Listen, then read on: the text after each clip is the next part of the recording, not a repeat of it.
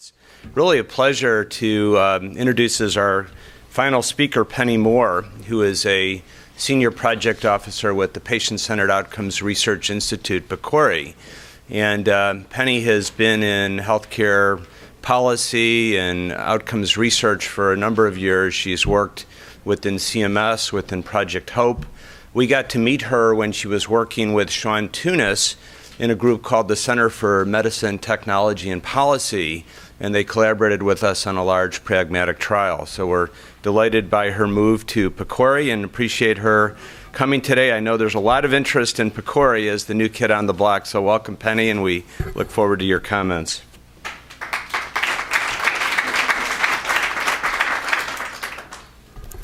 Thank you very much, Ken. When Ken invited me to come down, I was asking what the audience was going to be here and exactly how to target this talk. And I'm glad to see there's a lot of new investigators in the audience, because I think I'd like to start out at least talking a little bit about PCORI and how we're different. And I thank very much Bruce Lambert for his comment about the patient and what the patient is interested in, because that is what PCORI is all about. And I think, in essence, what I'm hoping by the end of my talk today, that you will see that PCORI is looking very differently at patient-centered medication adherence research, and hopefully this is research done differently.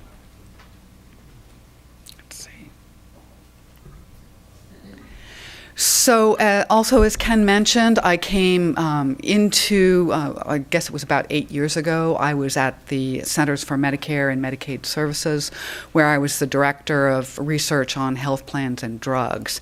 And right there, right when Medicare Part D was rolling out, became very interested in issues related to medication adherence, and specifically how the design of the Part D plans was going to affect medication adherence.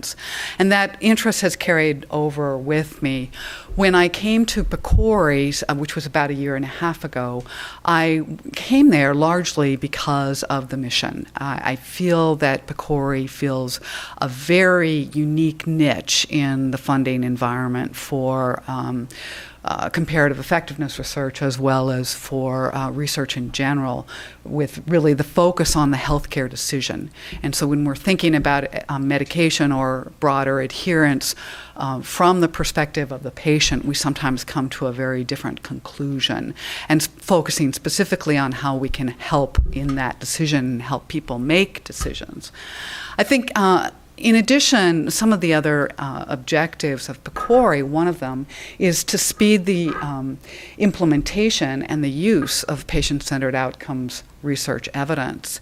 And so specifically in our merit review, we are very interested in looking at what are the barriers to widespread adoption of the interventions that are being developed.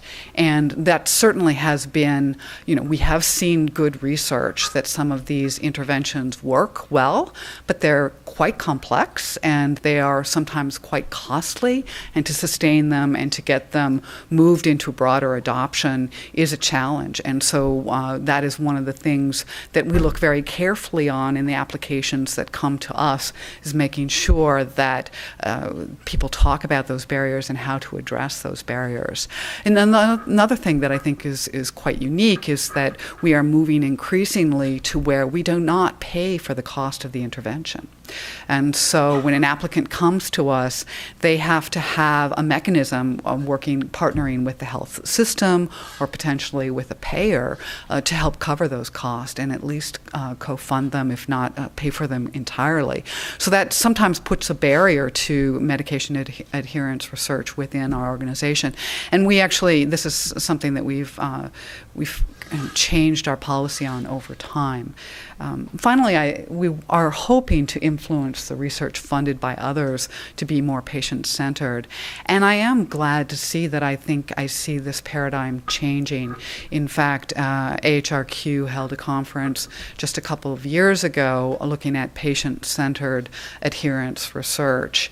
And I just don't think that kind of discussion would have happened a decade ago. So we're very happy to see that. As many of you know, our focus really is on comparative clinical effectiveness research, and I'm sure many of you have your own definitions of that. Specifically, we want to make sure that the strategies that are being compared are evidence-based. But I think the other thing that's really important, and this was a bit of a sleight of hand because of the political contentiousness of PCORI, and when it came out, we actually were changed to focus on patient-centered outcomes research, which I think people thought, well, it just makes this more palatable, but in fact, I think has led to a real paradigmatic shift in the type of research that we fund, our focus on patients, and also I think really does change the nature of what we do. So PCOR really does put the patient at the center, and I think the Institute of Medicine, Crossing the Quality Chasm, defined patient-centered adherence research, where you really are putting the patient at the center of the decision and thinking specifically of how the research, adherence is depends upon values and preferences and the environment and the context that the patient is coming from.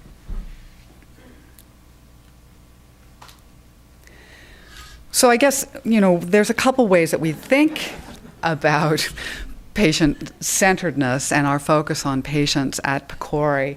I mean, here's a very simple one of, where's Waldo? And nobody ever asks, how is Waldo? And I think asking specifically, what is important to you is very important. And some of the meta-analyses that have been done and the systematic reviews that have been done, adherence is the primary outcome measure, whereas those types of outcomes that are very important to patients are not always measured in the research.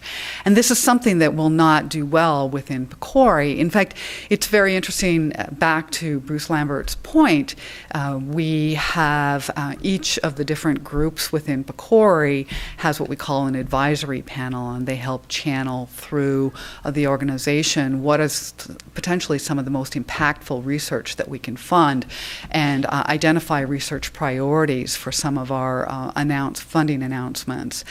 And when we brought forward, I think it was at our initial advisory panel, this was before I came, the idea that potentially improving medication adherence was an important area for prioritization, the patients reacted very strongly on the advisory panel that this was very paternalistic. It is not patient-centered. This should not be a priority. And in fact, in some of our merit review process, too, we find that where we have patients and other stakeholders that sit on our merit review, which is unique, too, that is something that comes up not too infrequently in reviewing adherence research that comes through. It's specifically if the primary outcomes are adherence measures. That's not seen as patient-centered. So it's very important to focus on those measures and identifying those measures that matter the most to patients, and also making sure that those are important, potentially primary outcome measures in your research. Another aspect of what we think about in terms of patient-centeredness is the patient and stakeholder engagement. And this is that from the beginning, when you conceptualize your research questions, that patients are involved in that process, and not just patients, but families and caregivers and other stakeholders, that they're involved before that application is ever submitted. They're involved all the way through, and this is not just as research subjects. It's not just going out and conducting a lot of focus groups and saying, okay, I've engaged the patient, but it's really thinking about the patient now as a partner, and side by side, equal decision making potentially on the research team, which is challenging for a lot of our investigators, but I think is also really turning on the light in some of the investigators too, in terms of, boy, I didn't think about that, and that makes a whole lot of sense to be thinking about this in a very different way. So I think that is a very important aspect of our work. I wanted to, for those of you who have not had a successful contract at PCORI, or those of you who've never applied to PCORI, wanted to talk a little bit about our funding streams that we have. We have 3 major funding streams, and one is really our investigator-initiated funding stream, which we call our broad announcement. This is relatively small, $2 to $5 million studies over 3 to 5 years, depending upon which group, and it's organized around what we call our 5 broad national priorities. And what those are basically are addressing disparities is one of them. The group that I work within is the improving healthcare systems is another.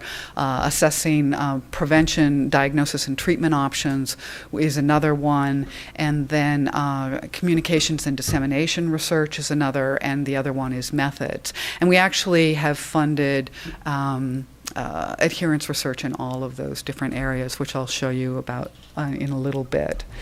The other funding stream that we have is our pragmatic clinical studies funding stream, and this is really with the idea that we want to focus on high priority topics. So these topics come to us from our stakeholder advisory groups or from also external nominations, and we have a list of those priorities that we're trying to fund potentially more impactful research.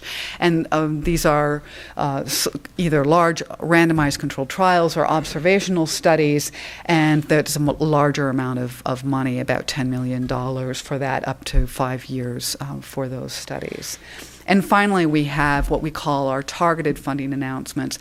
And oftentimes, these are very focused on a specific disease area or a specific decisional problem. And they're a higher amount. For example, just recently, we released a targeted funding announcement in hepatitis C, which awarded up to $50 million for 4 research questions. And we have some targeted funding announcements where we have specifically, like one was reducing falls in the elderly, which was a $30 million research award that we made there. So what I can say is that over a lot of discussions with our board and a lot of discussions with our stakeholders, and also because, as many of you may know, PCORI comes up for reauthorization in 2019, we need to show that we are having a really big impact on practice, and that's a really important aspect of what we want to do. So we are actually shifting the money away from our investigator-initiated funding more towards the larger studies, both within the pragmatics and then even more towards the targeted funding announcements in the future. Another potential area for doing adherence research is in something that we call Cornet, and Jeff mentioned this morning. Basically, it's a $250 million investment that PCORI has in helping develop this broad digital and governance network to be able to facilitate very rapid, timely comparative effectiveness research. It's supporting a learning healthcare system. We have what we call the clinical data research networks. We have 13 clinical data research networks that we have supported, which is basically health system based and often linked with academic organizations, federally qualified health centers, some of the outpatient centers. Then we have 20 patient-powered research networks, which are disease-focused, generally patient advocacy organizations that have networked sometimes with academic groups, like Jeff had mentioned the arthritis AR Power that he's involved with, and specifically looking at some of the adherence in mHealth that's going on in that particular area. We have a lot of demonstration projects that we're funding through this, which are more kind of proof of concept. Does the underlying data infrastructure, is it robust? Does it support comparative clinical effectiveness research well? Can we get research out in a timely fashion? And how do we work across the different networks? But I think recently one thing that you may be interested in is that we're trying to get greater support by health systems administrators, and they identified some high priority areas, specifically looking at social determinants of care, as well as looking at how to better manage the high risk population. So those are areas that are really prime areas for research and adherence research too. And mHealth is a big part of it, both in terms of being able to potentially facilitate recruitment as well as facilitate implementation of these trials too. The other thing that I wanted to say too is that not only do we have these demonstration projects through Cornet, but many of the projects that come to us through the broad funding announcements, or a lot of them through the pragmatics, utilize this network, and we encourage people to do that. And the other thing that I wanted to mention is that within the clinical data research networks, there are approximately 300 organizations that are encompassed in that. It's a very, very large.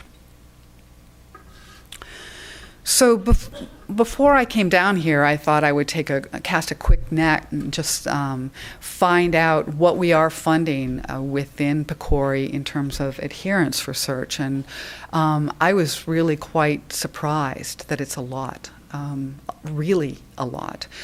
We have currently 72 studies in this area. Many about less than half of them have adherence as their primary focus, and the others are looking at adherence as potentially, not a primary focus, but it's being measured as one of the secondary aims of the study. So the interesting thing about this is there was a evidence-based review that was conducted in advance of this ARC meeting that was held a couple of years ago on patient-centered adherence research. And in that evidence review, I think it was published in 2014 with Kuntz as the primary author. They identified that there were 60 studies that kind of fell into what they considered to be patient-centered adherence research. So I think it's interesting because we're obviously going to be dramatically expanding that through the research that we're funding here at PCORI. The research looks at a variety of different interventions, team-based care, including pharmacists, staff support, shared decision-making, mHealth, and different formulations of medications. It spans a wide variety of diseases: cancer, diabetes, hepatitis C, anything that you might think of in this, as well as looking also not just at medication adherence, but also adherence to smoking cessation or diet or exercise. So this shows the types of where we have funded adherence research at PCORI. This is again broadly writ, but when I added this up out of all of the 72 studies, that's again it's about $250 million. So $250 million is a lot of money for adherence-related research. This shows that most of this has happened in our broad funding announcement. Again, that's really where PCORI started and where a lot of the money originally went into. Our pragmatic program is only a couple of years old, but it's funding much larger studies there. This, in the broads here, it shows you across our programmatic focus that, in fact, the majority of it's kind of evenly distributed across the assessing prevention, diagnosis, and treatment options, which is more kind of drug-drug comparisons, and that a lot of that is kind of different formulations of drugs, and then the improving healthcare systems and addressing disparities. But we have a lot of very interesting research that's going on in addressing disparities. Within our pragmatic funding announcement, we have some very large projects looking specifically at diabetes and other areas like that. And then our targeted funding announcement, we have some targeted funding that was released for asthma, and we have many asthma projects in that area, as well as targeted funding on hepatitis C. So I also thought I would highlight a couple of studies that demonstrate what we mean by patient-centered adherence research. And it's interesting, I think, Monica, are you in the audience here? Hi, Monica. I've never met you before. And I thought, it's going to be great to focus on a study that was by somebody who's at UAB, but you're no longer at UAB. You're now at Cornell. I actually have used this study in a lot of talks that I give on PCORI because I think it's a really great study, and it's a really interesting one that shows kind of flipping things differently from the patient perspective. And it would be great if Monica could tell you a little bit more about the study. So if I do it disservice, just let me know. But I think one of the things that it really has involved patients very deeply from the very beginning, and really builds on a long partnership with the community and with patients before this was ever even submitted to PCORI, and the application showed that. And I think that's part of kind of building that partnership from the beginning that's very important. The interesting thing about this study is that I guess it's Corbin and Strauss, a conceptual framework that she's using, which is basically the idea that a lot of patients with chronic illness don't accept their disease, and that may be potentially a major barrier to adherence. And so what she is doing that's very interesting in this is that she's actually reaching out to patients who have accepted their disease, and developing a series of DVDs and storytelling that is tailored to specifically the population in the Alabama Black Belt. And it's storytelling DVDs, as well as one-on-one peer counseling, and so it's very much tailored to some of the barriers that potentially would be very important to these the people that they're targeting. The results are not yet in, and I think that this is one of our earlier studies that we've funded, and I think that the results are due around 2017. Is that correct? So we can look forward to that in the future. The other thing that I think somebody else had asked is that, it's a randomized controlled trial of about 500 patients, but it's also got deeply embedded qualitative methods. And this is something that's very common across a lot of the studies that we fund. There's a deep qualitative component, and, a lot of the interventions are these complex, multi-level, multi-component interventions where a qualitative component is very important. The final study that I want to highlight is one that we just funded within the Improving Healthcare Systems program, and it actually hasn't gotten off the ground yet. But again, I thought this was a very interesting example of a patient-centered, patient-driven approach. This is using what he calls this is Jim Bailey out of the University of Tennessee Health Science Center. And it's using patient-driven text messaging versus health coaching versus usual care in treating the medically underserved African American population with uncontrolled diabetes. The interesting thing about this particular study is that they did extensive pilot work before they submitted the application, working with patients to test out different messages through text messages. And one of the things that was found was that they wanted them inspirational, they wanted them brief, but but that the actual messages, they're developing a very broad library of messages that will be tailored to patients based on the questionnaires that they fill out, looking at just also the environmental barriers, some of the economic barriers that they may face, as well as their beliefs and their preferences. So, and the interesting thing too about this study is that that library, because of PCORI as being open science, will be available to those of you that are going to be doing research in the future. And so, this is another thing about PCORI that I think is a very good aspect of PCORI. I'm not sure what else. It's a very large study. It's a 3-arm randomized controlled trial looking across 1,000 participants. One of the reasons why it's so large is because we were very interested in looking specifically at urban and rural differences. And so the study is powered in order to be able to look at those differences.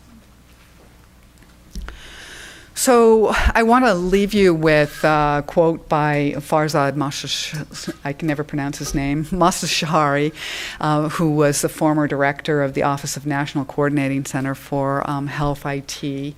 Again, this is a belief. It's not something that has really been shown yet. It's something we hope to show, that patient engagement really does qualitatively make a difference, and that potentially this research is going to be more impactful and actually really will move the needle in terms of adherence research. This is we probably, some of the earliest studies that we're going to be seeing is in 2017. It's going to be taking a while before we can really tell whether or not this is going to have a big impact on practice.